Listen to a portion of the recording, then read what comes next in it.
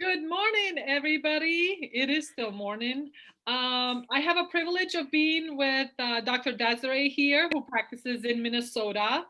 And as you guys know, I'm always looking out for collaborations for making people aware what's available, either virtually or in their hometown, so that we can again make better decisions. Like an informed consumer makes an informed decision that ultimately betters the entire community. And Dr. Desiree here has a fantastic quote that she lives by, and that is that the best project you're ever going to work on is you.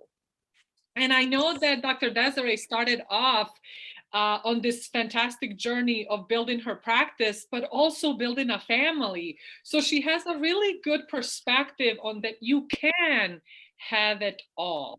It just takes time, it takes courage, and it takes work on you, right?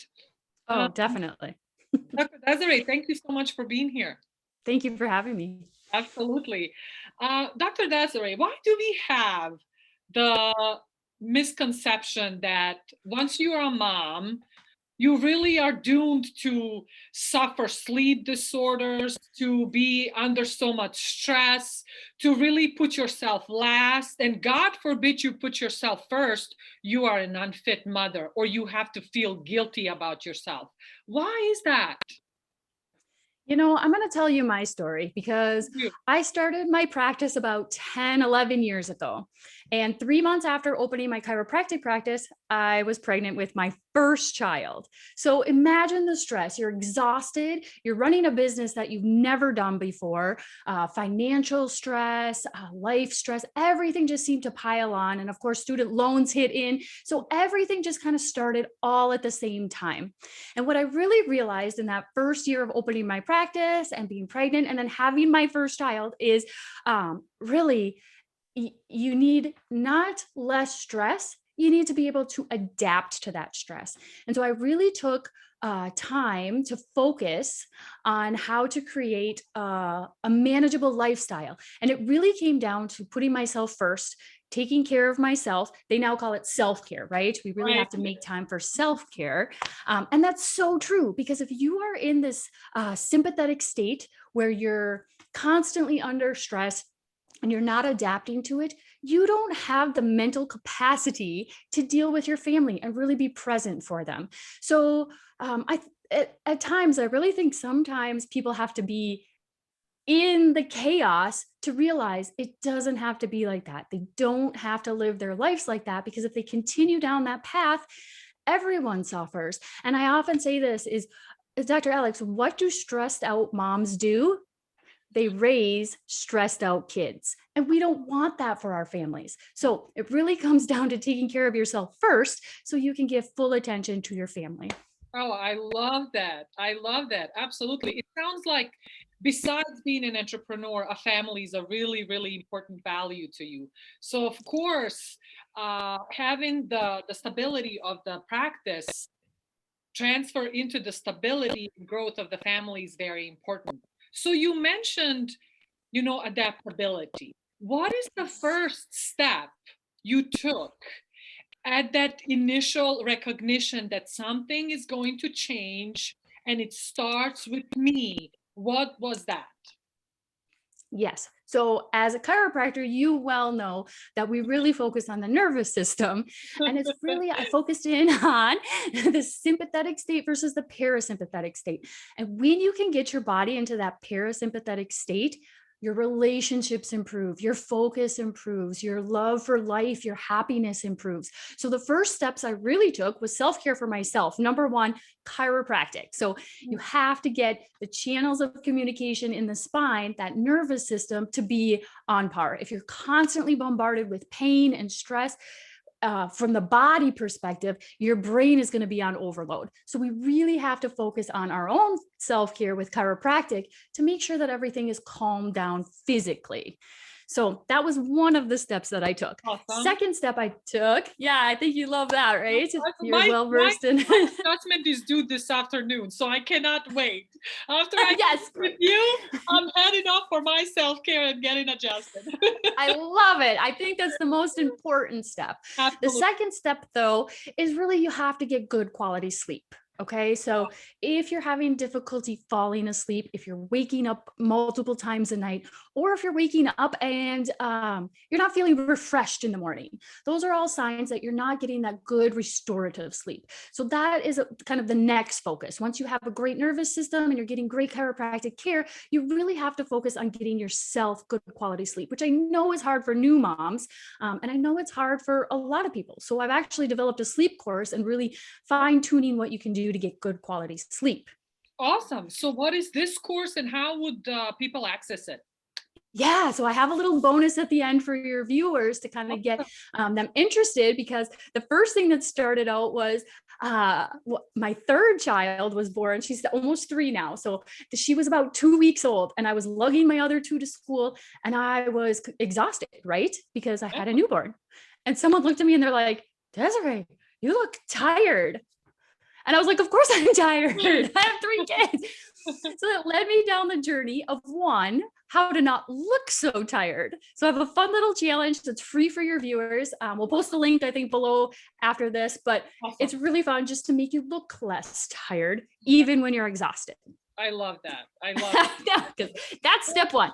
Step 2 is to get good restorative sleep. So I do have a program that incorporates a lot of the principles we use in chiropractic to calm the nervous system so that when you do go to sleep, you're feeling refreshed when you wake up. Awesome. Awesome. Yeah. And I understand you have a fantastic group that moms can join. And it's called the Adaptable Mom, right? I mean, yes, it's a Facebook group. Yep. Caught on. It's a lot about the nervous system, right? That nervous system is just about the vessel that gets us to be the optimal self. It gets us to really appreciate who we are, and so that we can express ourselves in the best manner for us, ourselves first, and then for the others in our lives. So I urge you guys not to take that lightly. And I know that that is our professions and that is what we speak from the heart, because this is something that we truly practice and breathe and think about, and mission wise is just to make it more aware to others that this is something that has to become a normal routine part of your healthy lifestyle. It's not about, do I have symptoms? It's not about anything other than how can I ensure that I am set up for success? And that is truly what chiropractic is about. Now, we do help with all other sorts of things, but the core of chiropractic care and core of who you are and ultimately who you can become stems from the quality of your nervous system. So yes, that is so true. So true. I urge you to check out the Adaptable Mom. And you don't even have to be a mom. I am not a mom, but I am doing absolutely everything I can now to ensure that perhaps I might avoid the severity and the frequency of how often, I'm going to have swollen feet when I'm pregnant. Well, does that really have to happen? Or God forbid my pelvis is too small, so I'm going to have to schedule a C-section before I even know I'm pregnant. Well, is that really true, guys? I want you to think about some of the things that we are told as women. You shouldn't trust your body. You cannot set yourself up for success prior to preconception. You are doomed to, raise the child by yourself. You cannot ask for help because God forbid that would sound like you are a failure as a mother. So all of these preconceived notions that we are constantly fed by the society that we have to and we must, and you have the support to actually let go of. And that's great. I have a great analogy for that. Before I had kids, I actually trained for marathons, and it takes dedication. It takes eating right. It takes support to run with people that are going to hold you accountable. And you prepare your body along the way for optimal success. It's the same thing with having kids. Before you have kids, is setting up that right environment to lead you to success. So I love everything that you've said about that, is that we want to tackle everything you possibly can to adapt to stress before you even think about having kids. So Absolutely. I love where you come from with that approach. Absolutely. Absolutely. So one of my specialties is preconception health. So again, it is kind of self-serving because I am 38. I have never had children, right? So I do want to have children, and I refuse to accept the conventional medicine telling me because I devoted myself to school or education or improving myself that I no longer can have that experience. Now, that doesn't mean, guys, that at one point I may not need some help, but that just means that I'm going to empower myself with absolutely everything possible that Alex, can do before somebody else needs to step in and guide me to something that may not always be the first choice. And I would like for people to consider that interventions should not be your first choice. No. So I had my third at age 37, okay. and I will tell you, they call it a geriatric pregnancy, right? After 35. I'm like, are you kidding me? You kidding me? I will tell you, my body was prepared, my body was healthy, and that third pregnancy was the easiest. The labor delivery was the easiest out of the three because I knew what to do and I had prepped for this. So, it goes to show that you can do it, but you have to know how to do it. So I give you props for helping all those women, because they're bombarded with all these messages that scares them. And really, we just want to empower them. Absolutely. Well, I was one of those women, right? I mean, prior to 7 years ago, had you asked me anything about, you know, procreation, let's call it that, it was about let me relinquish all of that responsibility to some other party. And generally, that one party is going to be your OBGYN. Well, Yep. I've learned a little more, and not just learn, I've learned to trust what this body is capable of doing. So it's not just knowing, but it's actually a little bit of practice. It's a little bit of action. Because Yes. just knowing things, like a lot of people know that your nervous system runs everything, but how often do they really work on first repairing that nervous system because of so many insults that we have on everyday basis, and how many of them really have checked their spines within the Right. last month, right? So we all know things, but it's the matter of, can you start practicing that? And trust me, guys, thinking about the gym ain't gonna work because I still have these love handles on my side. Luckily, you can't see them. I love it. Yeah.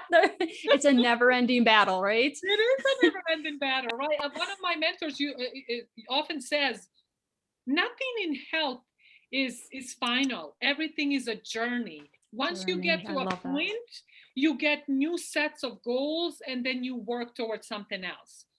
And Yes. even with Very the cool. And that's miracle, motherhood. That's a journey as well. It's always changing. So that's great. We have to adapt to all of those changes along that journey. I love it. absolutely, absolutely, I love it.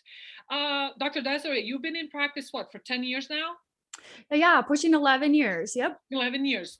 So we often like to talk about these miracles we see in our practices, right? Just normal Yes. physiology turning back on, and it's all of a sudden a miracle, right? So working with an Yes. exhausted mom, perhaps, or some patient that comes to mind, what is that transformational journey that you like people to be aware of, or something that always kind of inspires you to keep moving and going?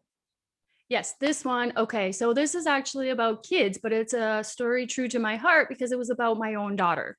Okay. When she was 3 years old, I was probably not watching her as well as I should have. Of course, she was at the playground and she actually was climbing on top of one of those, they're like those covered slides. She was on Okay. top of it, not in the tube. Okay. And she's crawling along the top of it. And it's probably a good, 10, 15 feet, somewhere in there where she's on it. And I see her from a distance Too late to even go get her. And there she goes. She slides off the covered part and she's dangling from her little fingers, her legs hanging down.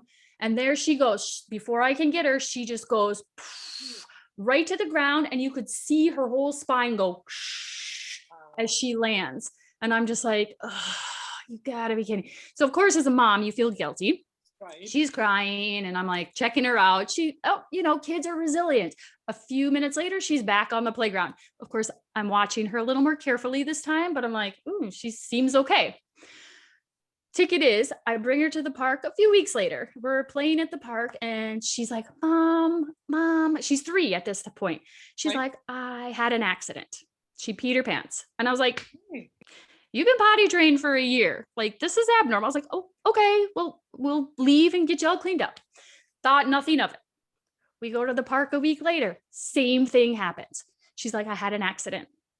And at this time, I've had chiropractic training, but I have mom brain, right? I was like, oh, putting the pieces together, I was like, oh, she did some damage. When she fell, her whole spine was compressed and all those nerves that go to the bladder were being irritated. And she was losing control of her bladder when she was already trained. So this was like a big aha moment for me. And it relates to moms because when your kid is having issues, it affects the stress in your life, right? So cleaning a kid up at the playground is not a fun experience, trust me. So that was kind of my big aha moment. So I bring her to the office. She gets adjusted a few times, never has an accident again.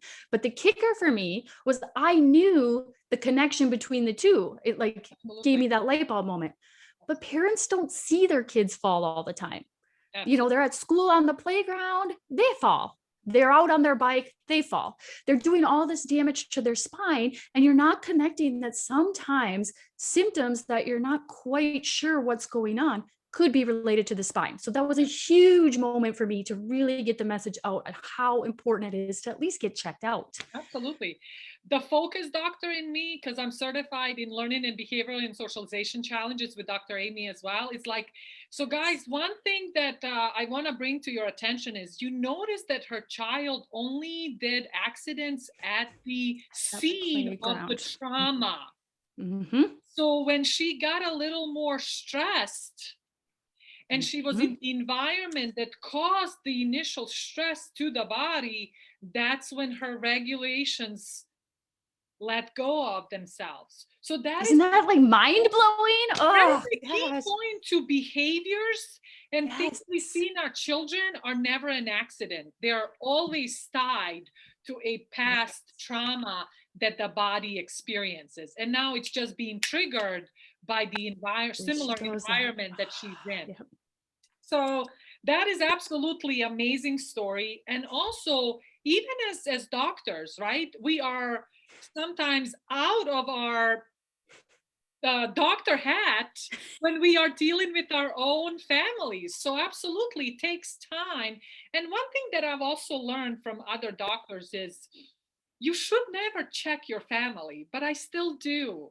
I kind of feel like, I do a better job. I'm like, I'll never miss something, but it's like,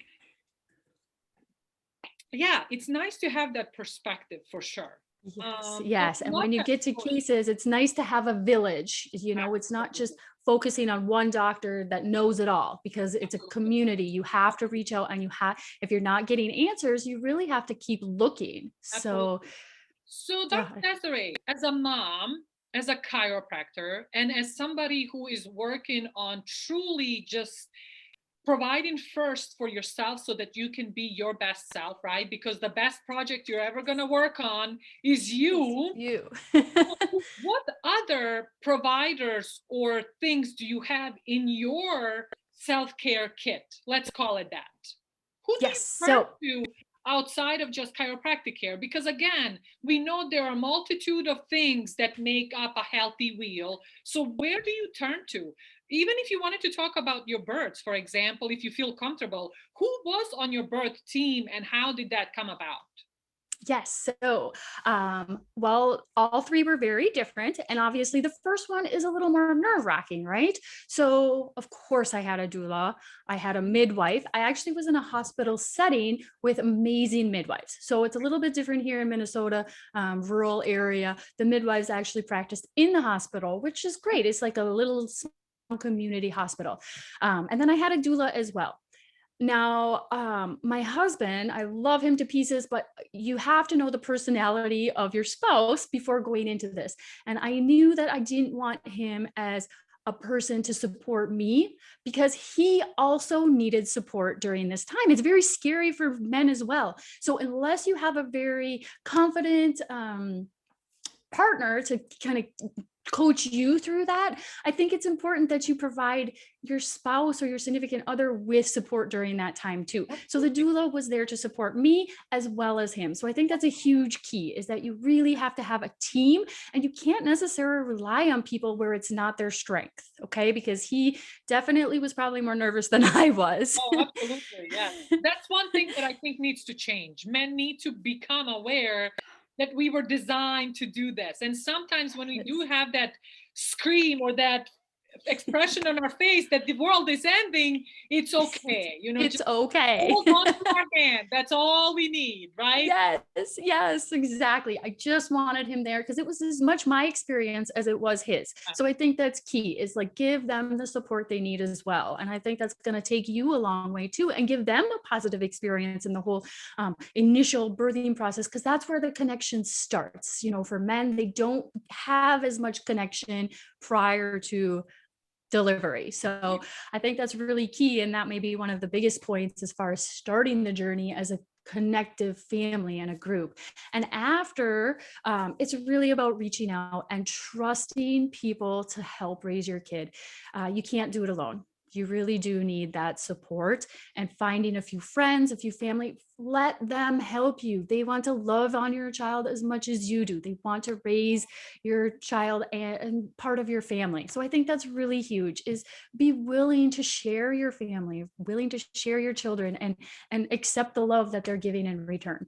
Absolutely. Yeah, you said it perfectly. It takes a village. And I think as a society, we've somewhat moved away from that. But luckily, I think we're getting back to that notion that it truly, you cannot do anything by yourself.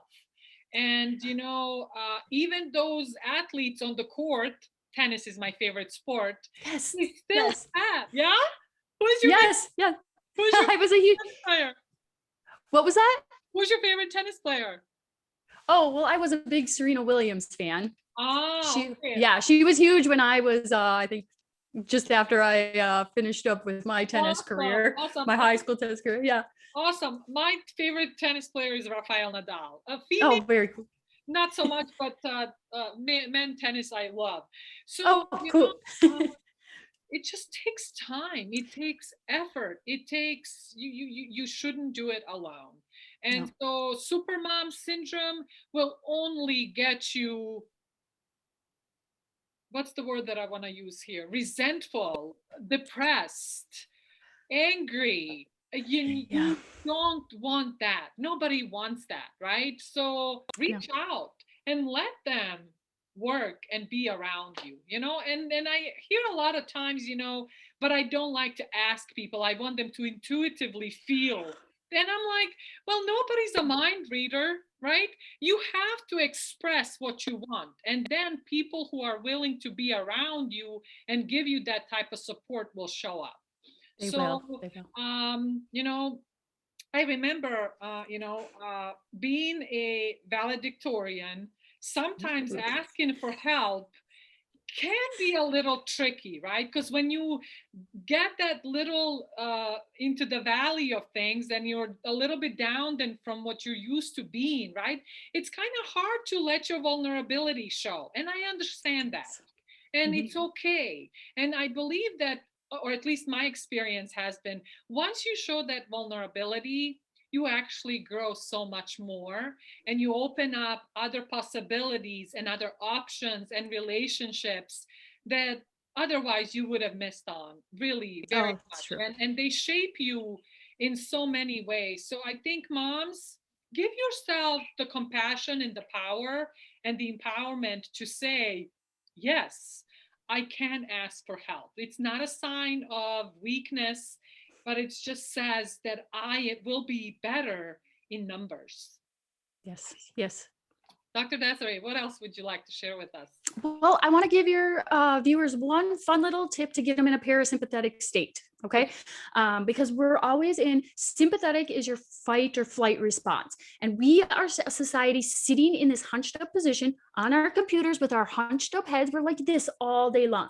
So to break that cycle, we're actually going to open up the body. And I think it's really important for moms because we're driving the carpool lane. We need to break that cycle and get into a calmer state. So it's really all about extension and opening up everything here.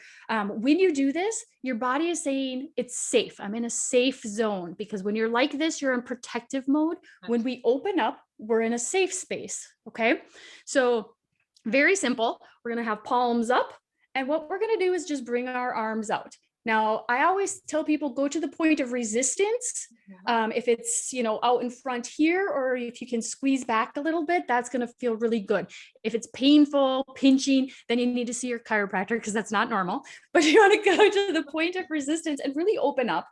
And then what you want to do is you actually want to point your chest up towards the sky. You want to open that up a little bit, and you can add a little bit of extension in the neck. Again, to comfort, but you really just want to open up and breathe. I just love this pose.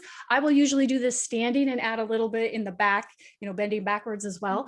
But it really opens up and just breaks that cycle of being curled up and tense. So I love this position, even for just a few seconds, to just reset and get back to life. Absolutely. Absolutely. One of my mentors used to say this, the way he would explain chiropractic to his patients.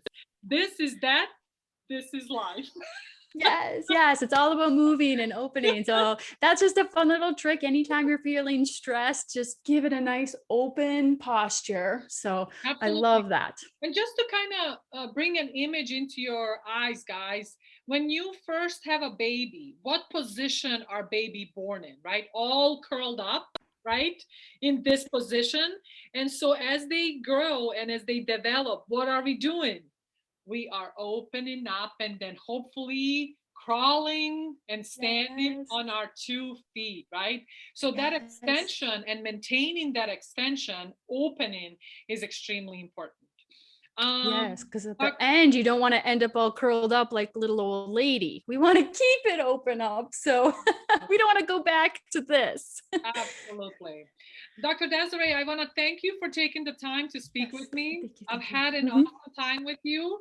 For those of you who are in, I'm going to butcher the name of the town, so please say it for me. Which town do you practice? Anoka. Yes, we are in Anoka, Minnesota. Yes, Anoka, it's a hard one to pronounce. Please check out Dr. Desiree, and her last name, guys, is Van Bogart, and she has a Desired Health Chiropractic Clinic over there. Please give her a call. Check out some of the stuff that she has for you locally. But again, like I mentioned, she has some access to virtual access as well. So we will put some of the links below this video. Don't hesitate to reach out. And of course, if you're here in Greensboro, North Carolina, or close by, I would love to have the opportunity to serve you. And thank you for the time you spend with us. And again, thank you so much, Dr. Alex. Absolutely. You're very welcome. And again, take care of that nervous system, because it will help you become a better mom. You guys have a fantastic rest of your day. We'll talk to you soon.